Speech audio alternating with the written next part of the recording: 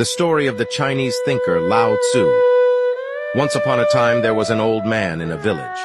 He was very poor, but even the king envied him. He owned a white horse so legendary that the king offered the old man almost all his treasure for this horse, but the man refused to sell it. "This horse is not a horse for me, but a friend. Would a man sell his friend?" he used to say. One morning they woke up and the horse was gone. The villagers gathered around the old man. "You old fool!" It was clear that they would not let you have the horse, that they would steal it. If you had sold it to the king, you would have lived like a prince for the rest of your life.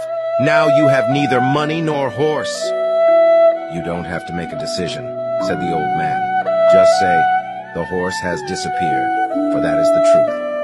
Beyond that, it is your interpretation and your judgment. Is it a misfortune or a coincidence that my horse has disappeared? We don't know yet, because this is just the beginning. No one knows what will happen next." The villagers laughed at the old man. Before 15 days had passed, the horse suddenly returned one night. It turned out that it had not been stolen, but had traveled to the mountains by itself. On its way back, it brought with it 12 wild horses from the valley. When the villagers saw this, they gathered around and apologized to the old man. "Father," they said, "you were right. The disappearance of your horse was not a misfortune. It was like a blessing for you. Now you have a whole herd of horses." "You are judging hastily again," said the old man. "Just say the horse is back. That is the only known fact. What will come after that, we don't know yet. This is only the beginning." This time the villagers did not openly mock the old man, but in their hearts they thought, "This guy is really an idiot." Before a week had passed, the old man's only son, who was trying to tame the wild horses, fell off his horse and broke his leg. The son, who was the breadwinner of the house, now had to stay in bed for a long time. The villagers came to the old man again.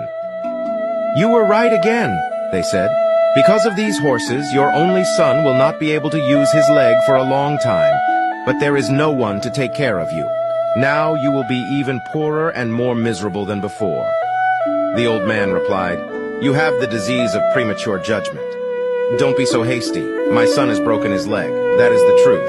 The rest is your decision." But how true is that? Life comes in little pieces, and you never know what will happen next. A few weeks later, the enemies attacked with a much larger army. In his last hope, the king called on all young men who could hold a rifle to enlist. The officials who came to the village drafted all the young men, except the old man's son, who had a broken leg. There was mourning in the village, for there was no way to win the war. Everyone knew that the young men would either die or be captured. The villagers came to the old man again. "You were right again," they said. "Your son has a broken leg, but at least he is with you. But our son may never be able to return to the village. It turns out that your son's broken leg was not bad luck, but good luck." "Feel free to judge hastily," the old man said. "But no one knows what will happen. There is only one known fact. My son is with me, yours is in the army, but only God knows which of these is good luck and which is bad luck." Lao Tzu concluded his story with this advice: do not make hasty judgments. Avoid looking at a small section of life and making a judgment about the whole. A decision is a state in which the mind pauses. Once you make a decision, the mind stops thinking and therefore does not evolve. Consequently, the mind keeps forcing people to make decisions. This is because being in a state of development is dangerous and makes you restless.